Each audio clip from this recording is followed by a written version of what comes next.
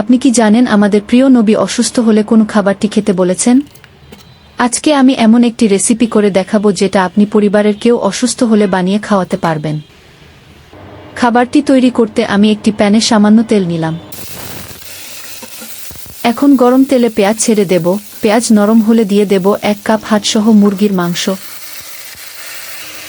আর 1 cup মতো মুরগির গলার হাড়। এবার এগুলো কিছুক্ষণ কষিয়ে দিয়ে দেব 1 চা চামচ রসুন পেস্ট ও 1 চা চামচ আদা পেস্ট। আর সেই সাথে দিয়ে দেব 2 কাপ সবজিতে আমি নিয়েছি লাউ কুচি।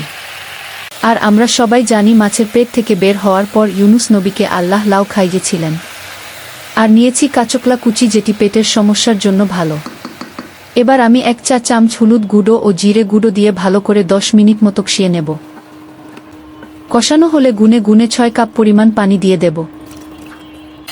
এর সাথে দিয়ে দেব 2 চা চামচ লবণ আর ঢাকা দিয়ে দেব মাংস সেদ্ধ হওয়ার জন্য। মাংসগুলো 15 মিনিট সেদ্ধ করে নেব। 15 মিনিট পর দেখুন একেবারে সেদ্ধ হয়ে গিয়েছে। এবার আমি প্রতিটি মাংস তুলে নেব। আপনি যদি আমার চ্যানেলে নতুন হয়ে থাকেন তাহলে আমার চ্যানেল সাবস্ক্রাইব করে দেবেন।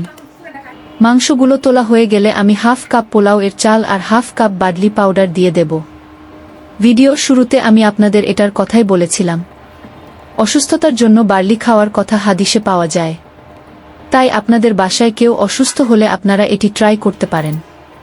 এবার আমি আবার চালগুলো সেদ্ধ হওয়ার জন্য ঢেকে দেব। আর সসই ফাঁকে আমি তুলে নেওয়া মাংসগুলো কাঁটা চামচ দিয়ে ছিঁড়ে নেব।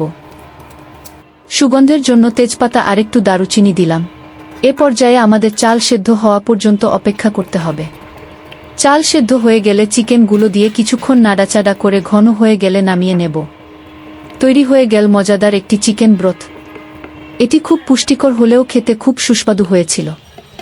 আপনারা আমাকে জানিয়ে দেবেন আপনাদের কাছে ভিডিওটি কেমন লেগেছে।